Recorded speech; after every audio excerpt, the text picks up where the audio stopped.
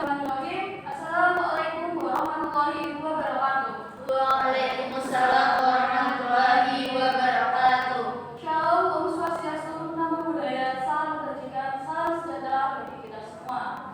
Yang terhormat Bapak Rektor Universitas Tidar dan yang saya hormati mahasiswa Universitas Tidar.